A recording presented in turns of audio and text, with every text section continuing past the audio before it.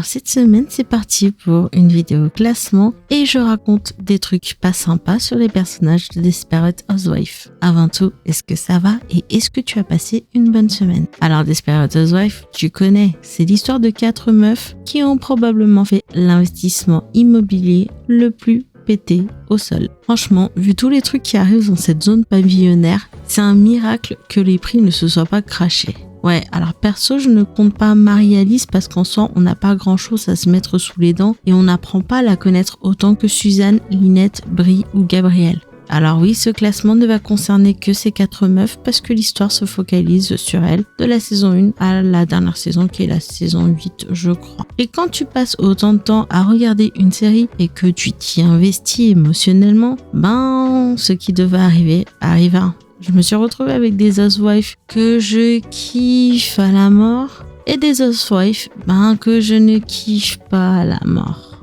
Après, c'est pas que dans cette série, parce que par exemple, le New Girl, j'ai des opinions hyper tranchées sur certains personnages. Je n'aime absolument pas Jess. Ouais, je sais, je mérite la peine de mort. Parce qu'elle est grave appréciée, mais moi j'ai du mal avec elle. Bref, et l'un des trucs que j'aime bien, c'est de connaître le classement des gens. Genre, je leur demande de classer de leur housewife préférée à leur housewife pas préférée ou détestée. Donc curieuse comme je suis, j'en profite pour te demander ton classement à toi, si t'as envie de donner ton avis dans les commentaires. Et quant à moi, voici mon classement. Au top, je mets Brie. Juste après, je mets Gabi. Puis après, un peu plus en bas, je mets Lynette. Et puis après, tu sais quoi, tu prends l'ascenseur, tu descends tout en bas, genre le sous-sol de l'enfer, et je mets Suzanne. Oui, je fais partie des Suzanne haters. Et je l'assume. Qu'on soit d'accord, avant toute chose, ces meufs, c'est toutes des cassos. Franchement, si on se met à lister la liste des dégueulasseries qu'elles ont faites pendant ces saisons, on en a pour au moins 10 jours. Mais malheureusement, il y en a certaines que je favorise plus que d'autres. Perso, Brie, si pour moi elle est au-dessus, c'est parce que je pense vraiment que c'est elle, la colle du groupe. De mémoire, j'avais l'impression qu'elle se mettait en 4 pour aider ses copines du mieux qu'elle pouvait. Après, c'est peut-être aussi parce qu'il y avait une scène qui m'a fait changer mon avis du tout. Au début, franchement, je sais pas si tu te souviens, Brie, c'était vraiment pas folichon. Elle était froide et trop guindée. Et puis t'as une scène qui vient où Rex est à l'hôpital. Et là, il lui sort les 4 vérités en mode « Je n'aime pas la meuf que tu es devenue, on dirait une poupée trop parfaite, et limite Chuck et Annabelle, ils ont l'air plus marrants que toi. » Bon, d'accord, Rex n'a pas vraiment dit ce truc-là sur Chuck et Annabelle, mais c'est limite s'il ne l'a pas dit. Mais quoi qu'il en soit, Brie, tu vois, elle se lève et elle dit qu'elle va aller changer l'eau du vase. Et elle craque dans la salle de bain. Peut-être que c'est à ce moment-là que j'ai compris que Brie, c'est loin d'être une caricature. Et au fil des saisons, elle va devenir de plus en plus humaine. Et ça m'a donné envie de la protéger. Je rentre dans les théories du complot là, mais je suis sûre qu'elle rentre dans la catégorie enfant détesté des scénaristes. Le blabla sans queue ni tête que j'ai développé dans cette vidéo. Et quand tu regardes toutes les horreurs qui lui arrivent, c'est trop chaud patate. En termes de douille, je trouve qu'elle a pris trop cher. Entre se mettre avec le meurtrier de son mari, ses problèmes d'alcool, et sa tendance en général à vouloir se détruire, je trouve qu'elle a douillé grave sa mère. Et ne me parle même pas de la dernière saison où toutes les autres elles se sont retournées contre elle. Un grand moment de trahison magnifique. Niveau mec, c'est pas mieux. Elle enchaîne des mecs pas ouf. Et ça continue quasiment jusqu'à la fin de la série où elle se trouve enfin le mec beau gosse qui va la rendre heureuse. Oh là là là là là, Scott Bakula. Et petite note aussi à côté, c'est vraiment pas cool comment les scénaristes ils ont détruit le personnage d'Orson. Le mec, il passe de magnifique à oh là là là là là là là. C'est quoi ce bordel? Gabi, c'est un autre délire. Je la kiffe parce qu'elle est marrante et aussi parce que c'est vraiment celle qui a un développement personnage de folie malade. Gabi, au début, c'est une meuf qui s'ennuie, qui couche avec le jardinier qui est mineur. Oui, la meuf est éphébophile. Même si en France, elle ne serait jamais jugée, elle est clairement dans le moralement répréhensible là. Et elle passe de cette meuf incroyablement insupportable, pourrie, gâtée, à une meuf qui se dévoue à ses amis et à sa famille et qui a eu une enfance horrible. Et il y a 2 trucs qui font que je kiffe grave Gabi. D'une part, son arc sur la maternité. Étant donné que c'était la seule qui était sans enfant dans la série, j'ai l'impression que les scénaristes, ils l'ont chargée de ouf. Parce que la meuf, elle se tape une fausse couche, la mère biologique de l'enfant qu'elle souhaite adopter décide de la reprendre, ce qui était un gros moment déchirant pour moi. Ils perdent leur premier enfant, conçu via la mère porteuse, et elle a dû batailler avec l'histoire des enfants échangés. Et ça, c'est grave chaud patate. Vu que pour elle, Juanita c'est sa fille, mais Grace aussi c'est sa fille. Et ça, c'est grave compliqué. Et aussi, il y a un autre truc. Alors, je sais pas si c'est parce que c'est la plus jeune du groupe ou non, mais Gabi, ça a toujours été une gamine un peu sur les bords. Et elle a des réactions qui sont juste énormes. Et c'est parce qu'elle a cette tendance à réagir comme ça, tu vois, qui donne lieu à des scènes qui sont juste ouf. Et pourtant, même après le saut dans le temps, elle a gardé ce côté gamin sur les bords un petit peu.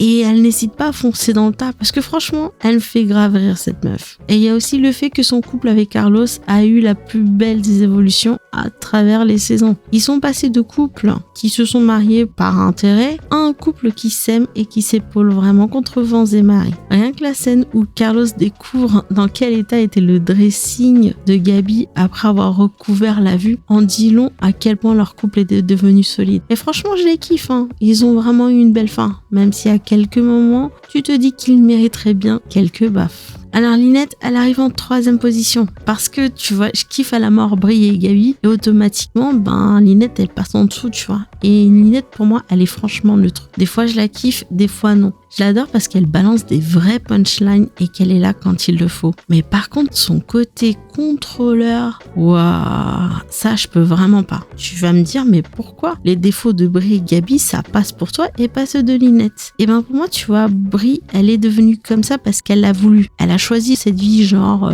bobo, genre ça pète plus haut que son cul. Et quelque part, elle a choisi de devenir cette femme-là. Et Gabi, elle n'a jamais caché qu'elle était une femme pourri gâtée et égocentrique. Et elle s'est mariée avec Carlos pour avoir un certain train de vie. Mais Lynette, pour moi, tu vois, j'ai du mal parce que c'est une femme qui est devenue hyper contrôleuse et hyper manipulatrice parce qu'elle s'est retrouvée dans une vie qui n'est pas faite pour elle. Lynette, pour moi, c'était une CEO en puissance qui s'est retrouvée dans une vie de famille qu'elle n'arrive pas à assumer avec un mari un peu gamin sur les bords. Ouais, Tom, c'est peut-être le plus adorable des mecs, mais en tant que mari... c'est pas forcément le meilleur. Il a des bons moments, mais des fois, c'est waouh. Ouais, non, c'est trop catastrophique, quoi. Et c'est peut-être pour ça que j'ai du mal avec le côté hyper contrôleur de Lynette. Et enfin, j'arrive à Suzanne. Oh là là là là là là là là. Oh, Suzanne, comment je ne l'aime pas. Mais vraiment pas. Suzanne, c'est une meuf égoïste, superficielle, qui pense que le monde tourne autour d'elle. Ce que j'aime bien, tu vois, avec la série, c'est que toutes les autres Desperate Housewives, elles passent par toutes sortes de cases, qui fait qu'elles évoluent d'une façon ou d'une autre. Mais Suzanne, sa courbe d'évolution, je la trouve pas folichon du tout. Après, je m'excuse vraiment auprès des fans de Suzanne, mais quand j'ai revu Desperate Housewives, je me suis dit, mais waouh, je m'étais pas rendu compte à quel point cette fille, elle est égoïste, et qu'elle a l'impression que tout doit tourner autour d'elle. Je vais pas spécialement la tracher pour la tracher, mais sur tous les trucs qu'elle a fait, s'il y a un truc que je ne lui pardonne pas, c'est le côté post-rupture Mike-Catherine. Déjà, Mike, il n'aurait jamais dû sortir avec Catherine, sachant qu'il savait au fond de lui qu'il allait retourner d'une façon ou d'une autre dans les bras de Suzanne, et Suzanne d'avoir participé à la destruction du personnage de Catherine. Catherine, c'est pas la meilleure des 5e Desperate Housewives, elle arrive même en dernière position, hein, parce que, d'abord Eddie, parce que c'est une meuf qui déchire sa race, et je pourrais peut-être pas être amie avec elle, mais j'adore sa confiance en elle et sa témérité. Puis René, parce que son personnage, il a du panache de ouf.